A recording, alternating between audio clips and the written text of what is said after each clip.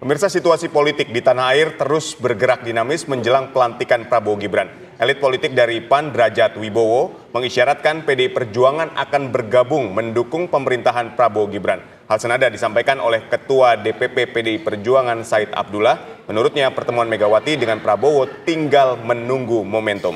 Ya, akankah pertemuan Prabowo Mega menghadirkan perimbangan politik baru untuk menjaga jalannya pemerintahan Prabowo Gibran? Untuk membahasnya telah bergabung pemirsa bersama kami ada politikus PDI Perjuangan yaitu ada Bang Andreas Hugo Parera dan juga nanti akan bergabung bersama kami politikus PAN dan sudah bergabung saat ini tampaknya yaitu ada Pak Salih Daulay dan juga ada pakar politik yang hadir ke studio kami yaitu ada Mas Khairul Umam. Selamat sore Bapak-Bapak semua. Sore, Mbak Tisa, Mas Adit.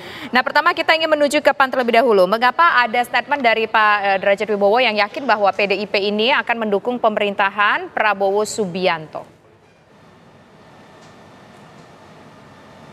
Pertama, sebetulnya kan silaturahim dan kerjasama lintas partai politik itu sebetulnya sangat baik. Bukan hanya baik bagi Pak Prabowo dan juga bukan hanya baik bagi Gerindra dan PDI Perjuangan, tetapi justru baik bagi seluruh masyarakat kita.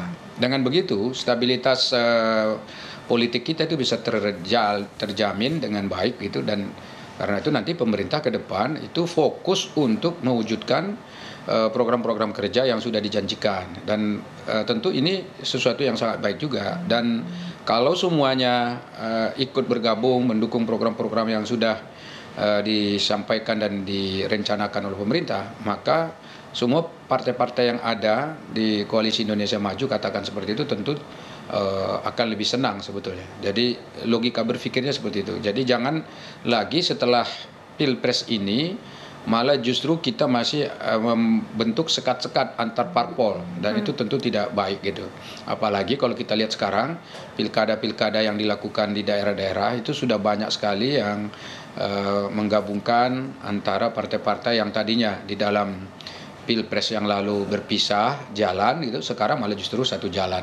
Dan kan kalau kita lihat di daerah-daerah itu malah penggabungan partai-partai politik yang ada di Koalisi Indonesia Maju dengan yang tidak di Koalisi Indonesia Maju itu bukan sesuatu yang tabu, bukan sesuatu yang dilarang, tetapi justru malah sesuatu yang juga sudah ada dan malah justru dianggap sangat positif gitu. Baik, kita ke Bang Andreas. Bang Andreas, dengan adanya pertemuan antara Pak Prabowo dan Ibu Megawati yang tinggal menunggu momentum, apakah ini berarti antara PDIP dengan Koalisi Indonesia Maju ini sudah ada kesepemahaman? Ya, kalau pembicaraan dalam arti kesepahaman bagaimana kita melihat Indonesia ini ke depan, saya kira dalam hal-hal prinsip ya kita tentu ya punya pandangan yang sama bahwa pemilu sudah selesai, pilpres sudah selesai, sekarang kita menghadapi pilkada, mari kita menjaga proses demokrasi yang sudah kita lewati, dan ke depan kita punya pemerintahan baru dengan presiden yang sudah terpilih. Saya kira banyak hal seperti itu kita punya pandangan yang sama gitu. Tapi di dalam proses menjalankan pemerintahan kita tahu bahwa ya Pak Prabowo sebagai presiden terpilih tentu dia punya tanggung jawab untuk memimpin pemerintahan ini ke depan, dan saya kira dalam hal seperti itu kita punya pandangan yang sama, kita punya kesepahaman yang sama, dan kita menghormati proses demokrasi yang sudah berjalan ini. Oke, sekarang kita ingin ke Mas Umam. Mas Umam, kalau kita lihat ini tampaknya peluang untuk bersama PDIP dengan Prabowo Subianto mungkin ada pembicaraan ke arah sana. Tapi kalau kita menarik, bukan berbicara soal mungkin atau tidaknya, udah kita nggak bicara itu lagi. Tapi kita akan bicara ini arahnya akan kemana. Apakah ini merupakan bentuk nanti untuk perimbangan Prabowo Subianto sebagai Presiden Republik Indonesia, atau mungkin tidak ada yang begitu signifikan, atau memang betul ada untuk balancing power? Ya, memang dari konteks kalkulasi kepentingan tentu harus bisa dihitung bahwa ini ada kepentingan sifatnya taktis, ada juga kepentingan yang sifatnya strategis. Dalam konteks taktis tentu ada kepentingan jangka dekat, yaitu kalau misalnya kemudian Pak Prabowo bertemu dengan Bu Mega, maka proses transisi kekuasaan betul-betul akan berjalan dengan baik. Karena bagaimanapun juga awal pemerintahan seringkali mengalami limbung, ada instabilitas politik cukup signifikan.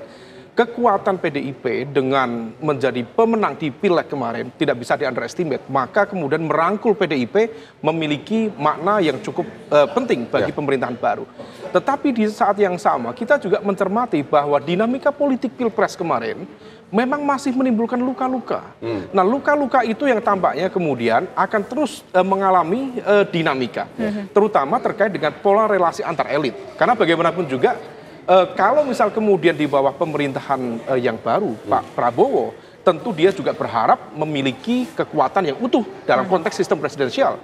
Nah, kalau misal kemudian masih ada kekuatan lain yang masih mencoba untuk mempengaruhi, mendrive, bahkan mengambil kebijakan-kebijakan yang cukup strategis di ujung kekuasaan, maka tampaknya ada kekhawatiran dalam konteks pemerintahan baru. Nah, kalau misal kemudian hal ini dikaitkan juga dalam konteks bagaimana informasi spekulatif Pak Jokowi misalnya atau putranya Mas Gibran yang menjadi wakil presiden terpilih, kalau misal kemudian nanti bertransformasi menjadi kekuatan elit misalnya di Partai Golkar, tampaknya Pak Bahlil sifatnya sementara. Nah, kalau misal kemudian itu terjadi, maka kekuatan terbesar di Koalisi Indonesia Maju adalah Golkar. Artinya dia punya kendali yang lebih besar dalam konteks mendrive bagaimana pemerintahan ke depan, yang mana Gerindra dan partainya atau partainya Pak Prabowo relatif lebih kecil. Nah, kalau misal kemudian ini terjadi, maka pertemuan Pak Prabowo dengan Bu Mega bisa dimaknai sebagai sebuah strategi balance of power, perimbangan kekuasaan. Supaya apa? Supaya kalau misal kemudian ada kekuatan besar yang mencoba untuk mendrive tadi, Pak Prabowo bisa mencari aliansi kekuatan lain untuk kemudian melakukan perimbangan. Bahkan kalau kekuatan lain lebih agresif, maka ini bisa menjadi kekuatan yang berkoalisi untuk menggebuk balik kekuatan yang besar tadi. Baik, tadi Anda katakan Pak Jokowi ingin seolah-olah mengambil alih Partai Golkar. Apa itu mungkin terjadi? Bukan mengambil alih, tentu nanti prosesnya mengalami proses dinamika yang politiknya tentu akan dijustifikasi secara demokratis. Tetapi bahwa keberadaan Pak Jokowi yang kemudian diinformasikan, informasi spekulatif cukup berkembang cepat, tampaknya kalau misal per hari ini, ketika kepala negara, pemimpin negara, kemudian sudah lengser ke Prabon, maka seringkali dalam proses rentang 10 tahun itu tercipta banyak riak-riak kekuasaan. Ada rival-rival dan sebagainya. Proteksi terbaik, perlindungan terbaik, pasca lengser ke Prabon adalah menjadi bagian dari kekuatan politik. Per hari ini, Pak Jokowi belum menjadi bagian dari kekuatan partai politik. Maka harus dihitung betul, mana dari sekian banyak kekuatan itu yang sekiranya potensial untuk menjadi bagian dari rumah baru Pak Jokowi, sekaligus menyediakan political protection yang cukup efektif untuk menghadapi dinamika politik yang kemarin memunculkan luka-luka yang cukup besar.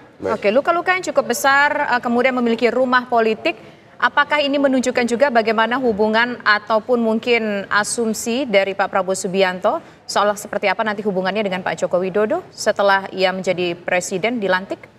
Ya, tentu dalam konteks ini menjadi light ya, dinamikanya sangat cepat. Tetapi bahwa kalau misal kita cermati gagalnya revisi Undang-Undang Pilkada adalah sebuah fenomena yang sangat unik. Tidak bisa itu dianggap sebagai sebuah kegagalan sifatnya teknis, jelas itu ada faktor pertimbangan strategis dan most likely besar kemungkinan memang ada intra-elit konflik di dalam konteks kekuasaan besar yang menjadi pemenang di pemilu kemarin. Artinya ada perbedaan cara pandang, ada perbedaan sikap, ada perbedaan posisi, dan itu terrepresentasikan dalam statement-statement para elit. Pak Jokowi mengatakan merasa ditinggal rame-rame. Di saat yang sama beberapa saat setelah itu kemudian Pak Prabowo menyatakan agak gimana gitu kalau misal ada yang agak bagaimana itu terhadap kekuasaan. Bahasanya dibuat sangat light waktu itu. Tetapi bahwa semua ini tidak mudah untuk ditutup-tutupi, tetapi bahwa kalau misal nanti terjadi kemudian gesekan, benturan secara kepentingan, ya itu adalah realitas politik yang wajar.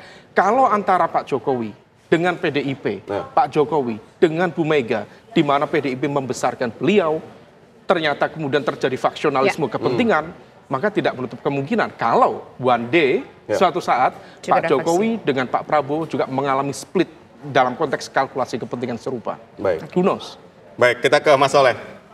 Mas Soleh, apakah Anda setuju dengan pernyataan yang disampaikan oleh Mas Umam kali ini bahwa di situ ada langkah taktis, ada langkah strategis yang dilakukan Pak Prabowo untuk menggabungkan antara PDIP dengan Kim Koalisi Indonesia Maju ini?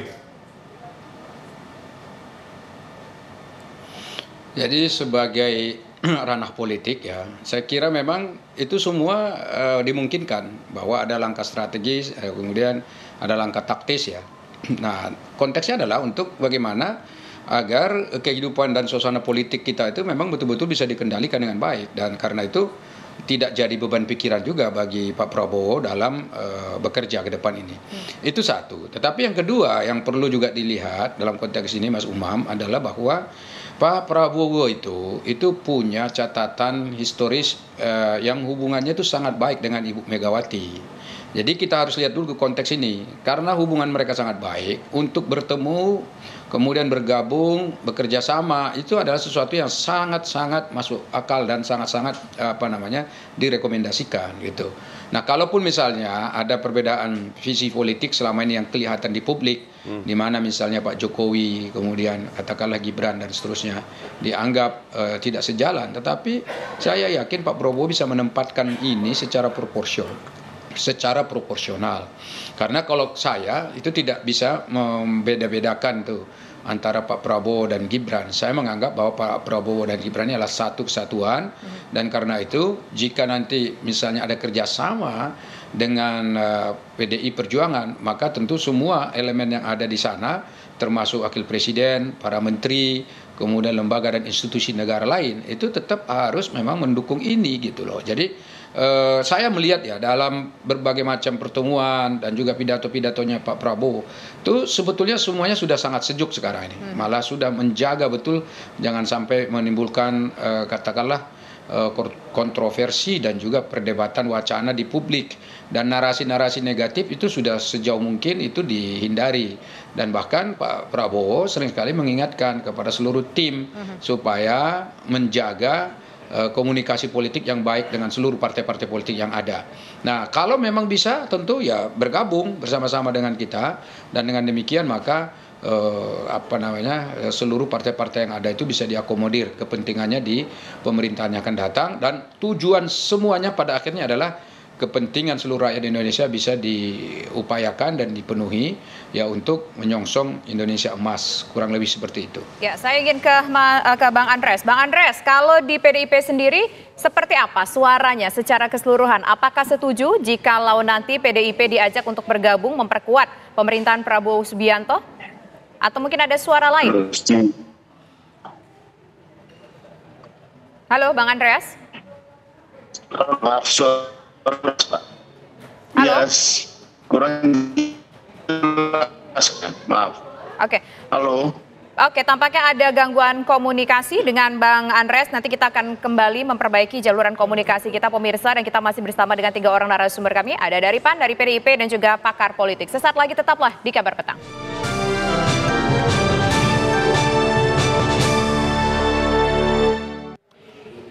Ya, saya ingin ke Bang Andreas menjawab pertanyaan tadi Bang Andreas. Dari PDIP sendiri, apakah semuanya dari level bawah sampai dengan level elit sudah sepakat kalau nanti seandainya diajak Prabowo Subianto bergabung mendukung pemerintahan?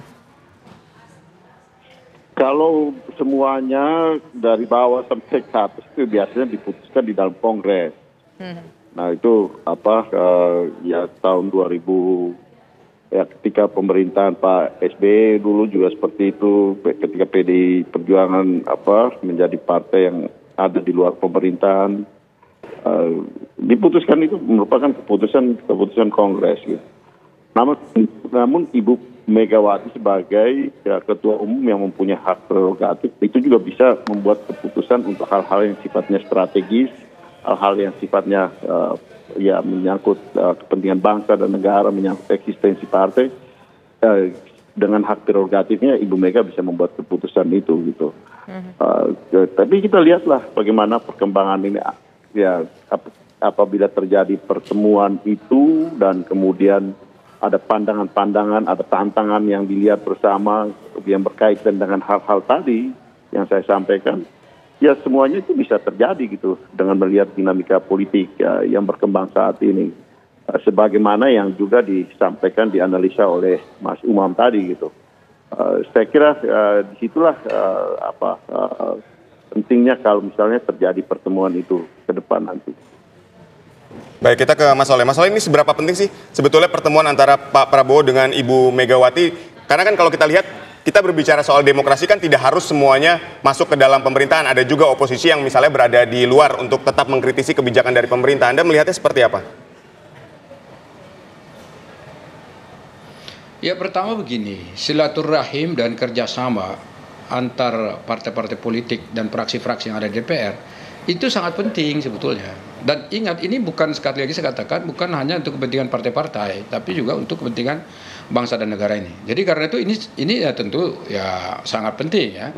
Kemudian yang kedua, kita mengetahui bahwa kalaupun misalnya nanti mereka partai-partai ini bekerja sama, kemudian fraksi-fraksi bekerja sama di DPR, bukan berarti semuanya itu didiamkan. Jadi tidak boleh mengkritisi. Selama ini juga di DPR itu saya lihat partai-partai yang bergabung di pemerintah itu tetap terbuka juga mereka untuk memberikan masukan, kritik dan juga katakanlah masukan terkait dengan kebijakan-kebijakan pemerintah, dan itu kelihatan pada saat pembahasan undang-undang dan juga pembahasan anggaran dan juga pengawasan yang dilakukan oleh DPR. Jadi karena itu kalaupun nanti ini kita kerjasama, ya bukan berarti tadi misalnya kritiknya bahwa nanti tidak ada lagi yang oposisi, karena memang sistem di kita ini kan sebetulnya tidak ada juga oposisional secara murni, tetapi juga justru kalaupun bergabung, tetapi semua komponen yang ada di dalam pemerintahan itu tetap diperkenankan, diperbolehkan untuk memberikan masukan gitu. Baik, sekarang saya ingin ke Mas Umam. Mas Umam, efeknya kalau seandainya memang nanti jadi bergabung PDIP dengan pemerintahan terpilih Prabowo Subianto, dampak secara kualitas pemerintahan dan demokratisnya seperti apa? Kemudian dampak secara politiknya untuk masing-masing pihak yang masih merasa terlukai, ada yang merasa mungkin tersakiti, itu akan seperti apa pula? Ya begini, ada beberapa kalkulasi yang harus kita breakdown ya. Dalam konteks pemerintahan, kalau PDIP bergabung tentu akan menghadirkan stabilitas politik yang sangat memadai. Dan kita tahu bahwa pembangunan, kalau misal kita merujuk pada tradisi neoliberal tahun 1960-an ya, bahwa stabilitas politik itu adalah fondasi yang paling prinsipil dalam konteks pemerintahan dan juga efektivitas kinerja pemerintahan. Tetapi begini, bahwa diakui atau tidak, mekanisme check and balances itu adalah sebuah mekanisme yang fundamental. Maka kalau misal kemudian PDIP bergabung, maka praktis tidak akan ada satu elemen kekuatan pun dalam konteks kekuatan politik yang kemudian akan memerankan fungsi sebagai penyeimbang, sebagai pengawas, sebagai oposisi. Apapun perdebatan teoritiknya, apakah memang dalam sistem di Indonesia multiparty system tidak mengenal sistem oposisi dan sebagainya, silahkan. Tetapi kalau misal kemudian fungsi check and balances tidak ada, lagi rumus dasar power tend to corrupt, absolute power corrupt absolutely, itu rumus dasar. Maka tidak bisa kemudian ditutupi. Nah, oleh karena itu, ini menjadi wake up call. Saya pikir 9 tahun, hampir 10 tahun perjalanan pemerintahan terakhir ini, bahwa majoritarian presidential model ternyata tidak begitu produktif untuk konteks demokrasi. Faktanya kemudian banyak sekali legislasi-legislasi yang justru dihadirkan tidak berdasarkan aspirasi publik. Tiba-tiba kemudian legislasi diketok oleh DPR dan juga pemerintah.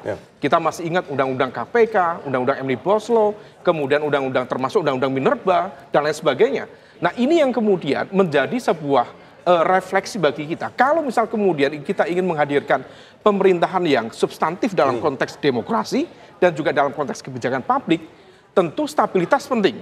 Dan saya pikir dengan mendapatkan 80% dukungan dari partai politik di Senayan, dengan semua partai minus PDIP, sudah cukup menghadirkan stabilitas politik. Nah, tetapi kalau misal kemudian PDIP sekalian diboyong masuk ke dalam pemerintahan, saya pikir saya agak khawatir ya, bahwa ini justru menghadirkan bukan hanya majoritarian presidential model, tetapi bisa mengarah pada totalitarian.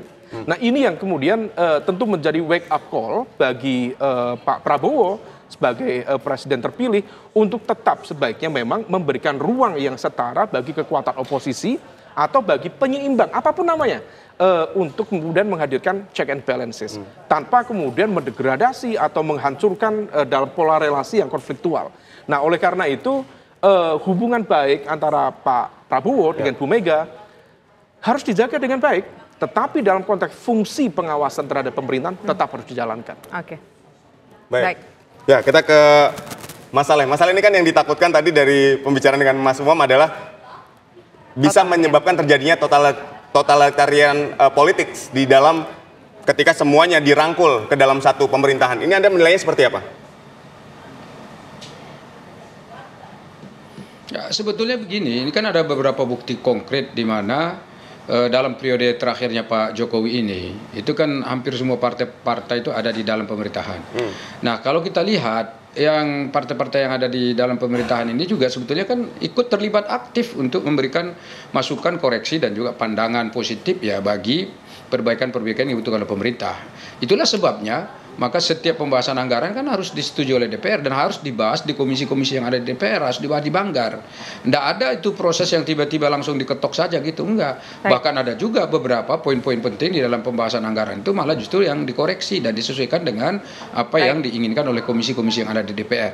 Nah, komisi-komisi ini itu kan gabungan dari seluruh partai-partai yang ada, seluruh fraksi yang ada, bukan hanya 1-2 fraksi, tapi seluruhnya gitu. Jadi tetap aja ini sebetulnya sangat positif. Nah, kalau misalnya kita tanya lagi, kita balikkan pertanyaannya, mana lebih baik sebetulnya bagi bangsa ini semuanya bergabung, bersatu, bekerja sama, tanpa ada apa katakanlah sikat-sikut, tanpa ada curiga mencurigai, kemudian tanpa ada friksi dan konflik, dibandingkan dengan ada nanti misalnya 1-2 partai yang ada di luar dan terus misalnya selalu mengkritisi dan juga kadang-kadang kalau kritiknya out of context, nah itu kan belum tentu juga produktif. Nah, kalau kritiknya on the track itu sih nggak ada masalah, sebab yang ada di dalam parlemen sendiri yang ada di Koalisi Indonesia Maju pasti juga akan ikut juga untuk berpartisipasi dalam memberikan masukan kepada pemerintah. Jadi karena itu saya kira ini catatan-catatan yang juga perlu direnungkan oleh kita semua gitu. Oke, baik. Singkat saja saya ingin mendengar komentar dari Bang Andreas Pereira.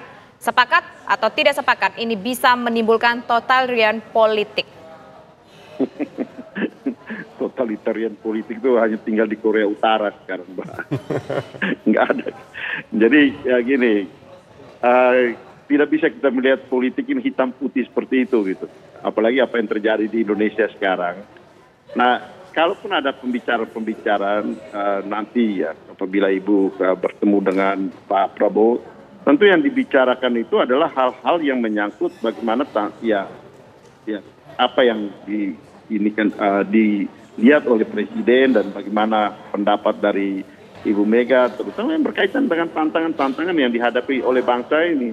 Dalam arti ya kalau ada kesepahaman pandangan di situ, soal di luar atau di dalam itu bukan hal yang terlalu prinsip di dalam konteks kita bicara untuk kepentingan bangsa dan negara. Itu seperti yang tadi Mas Umam sampaikan, bahwa ada di luar apa pemerintahan pun dalam apa pandangan untuk membangun suatu demokrasi dengan tadi apa ada check and balance di situ, itu adalah hal yang positif gitu. Baik. Jadi kalau di dalam konteks para pemimpin melihat bahwa ada kepentingan yang lebih besar di situ, soal tempat itu buat PDI Perjuangan juga bukan menjadi hal yang terlalu merisaukan gitu.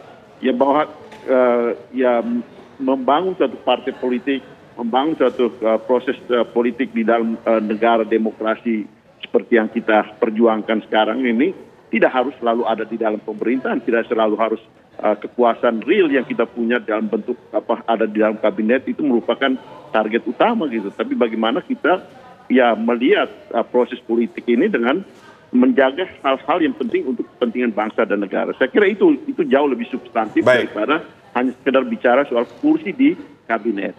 Ya, kami sudah mendapatkan poinnya untuk menjaga kepentingan bangsa dan negara. Terima kasih Bang Andreas. Terima kasih kepada Mas Saleh dan Mas Umam yang telah berdialog bersama kami. Kita akan menunggu bagaimana pertemuan Pak Prabowo dan Ibu Megawati menjadi momentum politik baru untuk Indonesia.